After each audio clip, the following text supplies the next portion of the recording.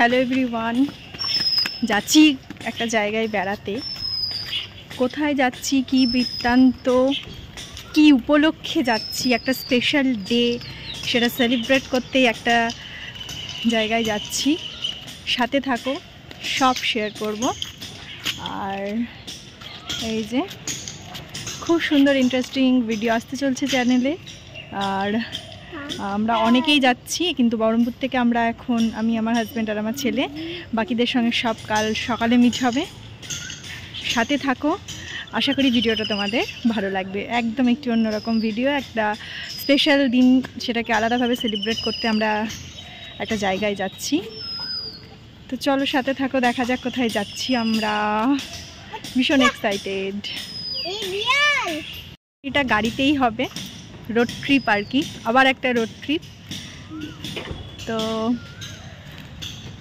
চলো বেরিয়ে পড়ি ঠাকুরের নাম নিয়ে।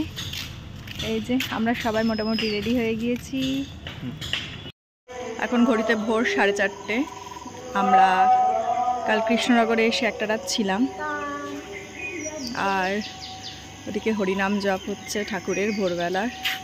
এখান থেকে এবার পাপাইরা আর ইয়েরা উঠবে। চলো দেখা যাক কতদূর কী হচ্ছে।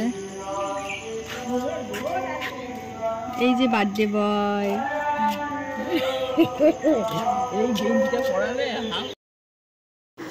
ফাইনালি আমরা সবাই গাড়িতে একসাথে উঠে পড়েছি। এই যে রিঙ্কি, পাপাইয়ের বউ, ও নতুনই বিয়ে হয়েছে, সেটাও আমার ব্লগে দেখেছো, আর গুড্ডু, ওরা সব কৃষ্ণনগরে দাঁড়িয়েছিল। এবার আমরা সবাই মিলে একসাথে রওনা দিচ্ছি মন্দারমণির উদ্দেশ্যে। হ্যাঁ, আমরা মন্দারমণি যাচ্ছি, কারণ আজ হচ্ছে 24 মে, মানে আমার ছোট্ট তানের জন্মদিন, আমার ছেলের 4 বছরের জন্মদিন।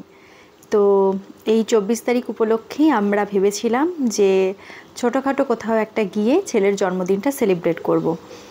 তাই সেই ভাবনায় আমরা সবাই মিলে প্ল্যান করলাম যে কাছে বলতে দীঘা মন্দারমণি তো মন্দ হয় না, তাহলে মন্দারমণি যাওয়া যাক। তো ফ্যামিলির সবাই মিলে প্ল্যান করে আমরা যাচ্ছি ছেলের জন্মদিন সেলিব্রেট করতে মন্দারমণি। কলকাতা থেকে আরও সবাই উঠবে, তাদেরকেও তোমরা দেখতে পাবে। কারা উঠছে আমি এখনই বলছি না। তো আমরা ভোর 4:30 নাগাদ রওনা দিয়েছিলাম কৃষ্ণনগর থেকে। আর এখানে বেশ কিছু একটা টপিক নিয়ে আলোচনা হচ্ছিল, সেটা নিয়েই হাসাহাসি হচ্ছে আর কি। তো এরপর আর রাস্তায় আমরা কোথাও দাঁড়াইনি, সোজা পৌঁছে গিয়েছি কিন্তু শেরিপাঞ্জাব কোলাঘাট। রোড ট্রিপ যারা করে তারা এই জায়গাটাতে দাঁড়াবে, মানে এটাও এখন একটা বলতে গেলে ট্যুরিস্ট প্লেস হয়ে গিয়েছে, যে এখানে যেই আসুক না কেন, যেই রোড ট্রিপ করুক না কেন, সে পুরী যাক, দীঘায় যাক, বা নর্মালি কোথাও রোড ট্রিপ করুক না কেন, এই শেরিপাঞ্জাবে দাঁড়াবেই। আমরাও তার ব্যতিক্রম নই, আমরাও দাঁড়িয়ে গেছি। তো এখন এখানে মেনু সিলেক্ট করা হচ্ছে যে কি অর্ডার করা হবে। তো হ্যালো এভরিওয়ান, আমি শুভেচ্ছা, আমার চ্যানেল স্মাইলস মমসে তোমাদের সবাইকে জানাই ওয়েলকাম। ইন্ট্রোটা প্রথমে দিতে ভুলে গিয়েছিলাম। সাথে থাকো, ভিডিওটা কিন্তু খুব ভালো হতে চলেছে, আশা করি তোমাদের ভিডিওটা খুব ভালো লাগবে।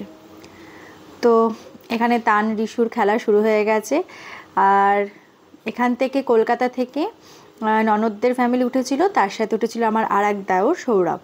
তো এখানে অর্ডার হয়েছিল ধোসা, যে যেটা আর কি ভালোবাসে, ছোলে ভাটোরে, আলুর পরোটা। তো ছোলে ভাটোরাটাও খেতে ভালো ছিল, আলুর পরোটাটাও খেতে ভালো ছিল। শেরিপাঞ্জাবের প্রত্যেকটা জিনিসই খেতে খুব ভালো হয়, ভীষণ টেস্টি।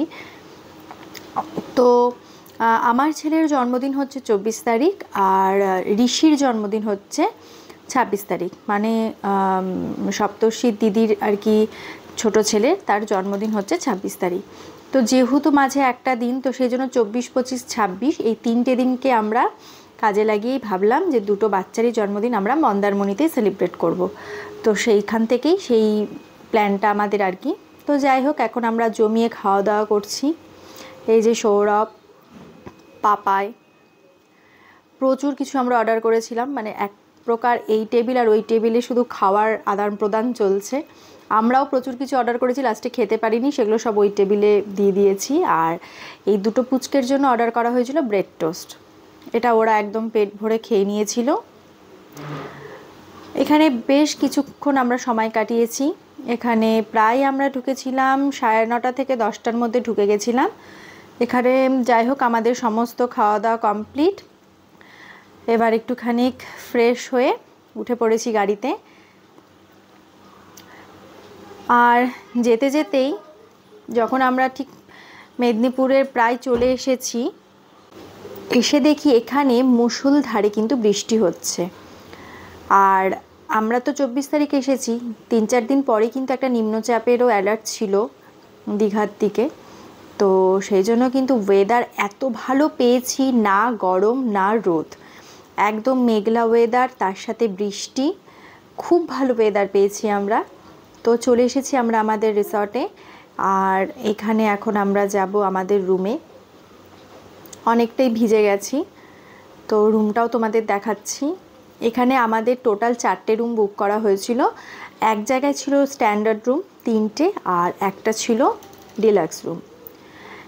স্ট্যান্ডার্ড রুমগুলোতে 3 জন অনায়াসে থাকতে পারে, আর ডিলাক্স রুম সেটা হচ্ছে 4 জনের। তো আমাদের এখানে 3 জনের রুম 3টে ছিল স্ট্যান্ডার্ড রুম। আমরা যেহেতু প্রত্যেকটা রুমেই 3 জন করে, আর ননদদের রুমগুলো ছিল পরের বিল্ডিংটাতে, যেহেতু ওদের 4 জন সেজন্য ওদের ডিলাক্স রুমটা করা হয়েছিল। রুমগুলো কিন্তু ভীষণ পরিষ্কার পরিচ্ছন্ন ছিল, এসি, বাথরুমে গিজার সব কিছুই রয়েছে, সাথে একটা ওয়াল টিভিও রয়েছে। প্রচণ্ড মানে বাইরে বৃষ্টি হচ্ছে, তো সেটাও তোমাদের দেখাচ্ছি। আর এটা রয়েছে বাথরুম। এটা একদম একটা নতুন রিসর্ট, খুব বেশি দিন হয়নি, 8 থেকে 9 মাস মতন হয়েছে। নিজস্ব বিচ রয়েছে আর কি, এটা একটা মানে সি ফেসিং, তার সাথে আর কি বিচও রয়েছে। আর এই দেখো বাইরের অবস্থা, আর ওই যে দূরে সমুদ্র, দিগন্ত বিস্তৃত সমুদ্র, যার দর্শনেই আমরা এসেছি। তো রিসর্টটা কিন্তু খুবই ভালো, আর প্রত্যেক দিন এখানে রুম ক্লিন করে যায়। এবং এই রিসর্টে কমপ্লিমেন্টারি ব্রেকফাস্টটা কিন্তু ইনক্লুডেড ছিল। তো ব্রেকফাস্ট যেহেতু ইনক্লুডেড ছিল, শুধু লাঞ্চ আর ডিনার। তো আমরা যদিও একদিনের লাঞ্চটা বাইরে করেছিলাম, সেটা নেক্সট ভিডিওতে তোমরা দেখতে পাবে। খাবার দাবারটা একটু কস্টলি, সেটা তোমরা এখানে না খেলেও তোমরা দীঘাতে বা আরও অন্যান্য কোথাও তোমরা খেতে পারো। এখানে খাওয়ার দাওয়াটা একটু কস্টলি ছিল, কিন্তু আমাদের সবসময় বাচ্চা নিয়ে তো বাইরে বেরিয়ে খাওয়াটা পসিবল না মন্দারমণিতে, সেহেতু আমরা এখানেই খেয়েছিলাম। শুধু একদিন আমরা দীঘাতে লাঞ্চ করেছিলাম। আর এই যে একটা ছোট্ট পাউচ, যার মধ্যে একটা ব্রাশ, চিরুনি, আর কিছু ময়শ্চারাইজার, আর সোপ, আর হচ্ছে শ্যাম্পু দেওয়া ছিল, যেরকম দেয় আর কি নর্মালি রিসর্টে। আর এই যে বাথরুমটা বেশ পরিষ্কার পরিচ্ছন্ন, খুবই সুন্দর রুমগুলো। আমাদের তো বেশ ভালোই লেগেছে, কারণ আমি যেখানেই যাই না কেন আমার প্রথম যে ব্যাপারটা আর কি আমার থাকে, সেটা হচ্ছে রুম যেন নিট অ্যান্ড ক্লিন থাকে। তো রুম কিন্তু সত্যি খুবই পরিষ্কার পরিচ্ছন্ন ছিল প্রত্যেকটা জিনিস। আর এটা হচ্ছে ডিলাক্স রুম, একই রকম, শুধু এর বেড সাইজটা একটু বড়। এটারও ব্যালকানি রয়েছে, ব্যালকানি থেকে সমুদ্র দেখা যাবে, কিন্তু বাইরে বৃষ্টি পড়ছিল দেখে আর যায়নি। তো এরপর আমরা ফ্রেশ হয়ে চলে এসেছি লাঞ্চে। আর এখানে একটু তানকে পায়েস খাইয়ে নিচ্ছিলাম, যেহেতু আজ ওর জন্মদিন, ওর ঠাকুর ওর জন্য পায়েস করে পাঠিয়ে দিয়েছিল। তো এখানে একটু আমি সবাইকে পায়েস খাইয়ে নিচ্ছিলাম। আর এখন কিন্তু ঘড়িতে প্রায় 4টে থেকে 4:30 মতন বাজে, মানে আমাদের লাঞ্চের অনেকটাই দেরি হয়ে গেছে। তাই বাচ্চাগুলোকে খাইয়ে সোজা চলে এসেছি আমরা লাঞ্চ টেবিলে। নেওয়া হয়েছিল মিক্স ভেজ, ডাল, আলু পোস্ত, আলু ভাজা, আর সাথে ছিল ডিমের অমলেট। খুব বেশি কিছু এখন খাওয়ার মতন পরিস্থিতি আমাদের ছিল না, কারণ আমরা প্রত্যেকেই ভীষণ ভীষণ টায়ার্ড, কারণ সেই ভোরবেলা উঠেছি। তো এখন এখানে আমরা সবাই একটুখানি খাওয়া দাওয়া করবো, দিয়ে একটুখানি ইচ্ছে আছে বিচের ধারে গিয়ে একবার অন্তত সমুদ্রকে একবার দেখে আসবো। তো খাওয়া দাওয়া হয়ে গেছে, এই দেখো, দেখেই বুঝতে পারছো এখনও কিন্তু চারিদিকটা একদম ভেজা হয়ে রয়েছে। মানে সমুদ্র আসলে যে ব্যাপারটা থাকে প্রচুর ট্যান পড়ে যাবে, কালো হয়ে যাব, এরকমটা কিন্তু এবার আমাদের সাথে একদমই হয়নি। এত মনোরম পরিবেশ, এত ভালো ওয়েদার, মানে সত্যি বলছি সমুদ্র ঘুরতে এসে এরকম ওয়েদার পেয়ে মন কিন্তু আরও দ্বিগুণভাবে ভালো হয়ে গেছে।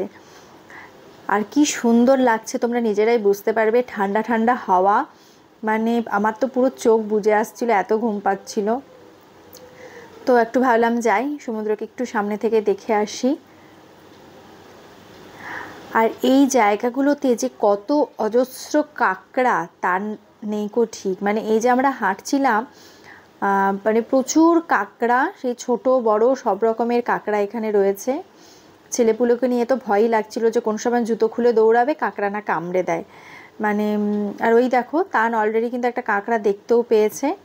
ও তো আবার একটু অ্যানিম্যাল ভালোবাসে।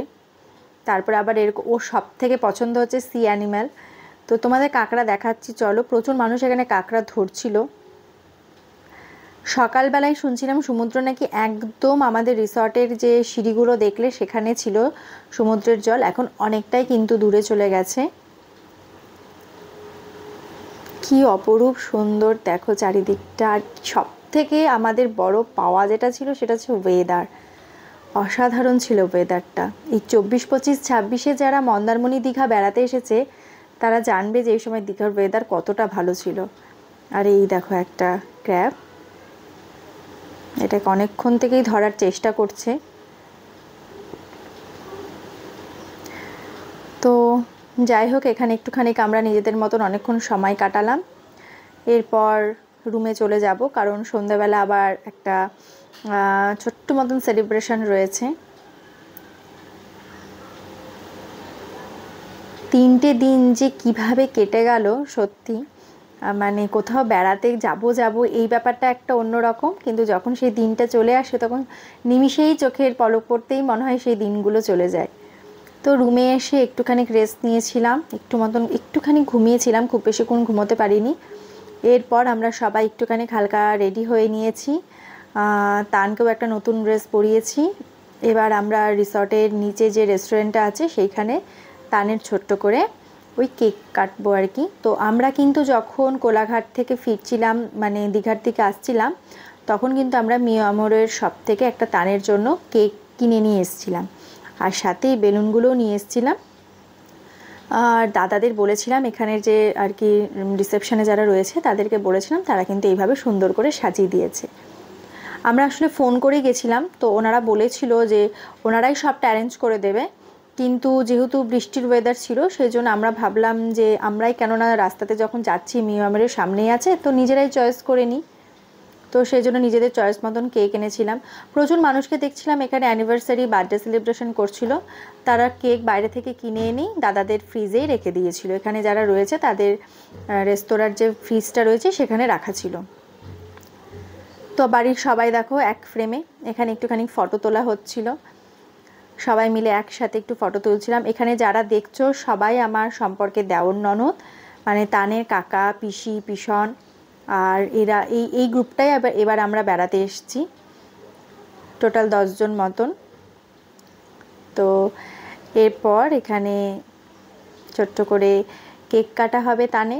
যারা ভিডিওটা দেখছো সবাইকে বলবো, আমার ছেলের এই জন্মদিনের দিনে তোমরা যারা এই ব্লগটা আর কি দেখছো, জন্মদিনের ব্লগটা, সবাই ওকে আশীর্বাদ করো, ও যেন অনেক ভালো মনের মানুষ হতে পারে, জীবনে যেন সফল হতে পারে। তোমরা সবাই ওকে আশীর্বাদ করো। তো অ্যাকচুয়ালি যদি বহরমপুরে বা কৃষ্ণনগরে থাকতাম তাহলে হয়তো একটা অন্যরকম আনন্দ পেতাম, কিন্তু এই পাহাড়ে বা সমুদ্রে যেখানেই গিয়ে যদি একটা নিজেদের এই স্পেশাল দিনগুলো কাটানো যায় পরিবারের সাথে, সেটাও কিন্তু একটা অন্যরকম ভালো লাগা, সেটার আনন্দটা কিন্তু আরও বেশি দ্বিগুণ হয়ে যায়। আর আমাদের কম বেশি বাঙালিদের কিন্তু বেড়াতে ভীষণ ভালোই লাগে। আর এখন সামার ভ্যাকেশান, চারিদিকে কিন্তু ছোট ছোট বাচ্চারা তাদের বাবা মায়ের সাথে কিন্তু এরকম বেড়াতে এসেছে। মন্দারমণিতে এসে এরকম প্রচুর দেখলাম যে বাচ্চারা তাদের ফ্যামিলির সাথে বেড়াতে এসেছে। তো এই যে চলছে এখন কেক কাটা। তান তো খুব খুশি, কারণ সব কাকা পিসিদের একসাথে পেয়েছে, সাথে ঋষি ভাইকে পেয়েছে, ও তো ভীষণ ভীষণ ভীষণ খুশি।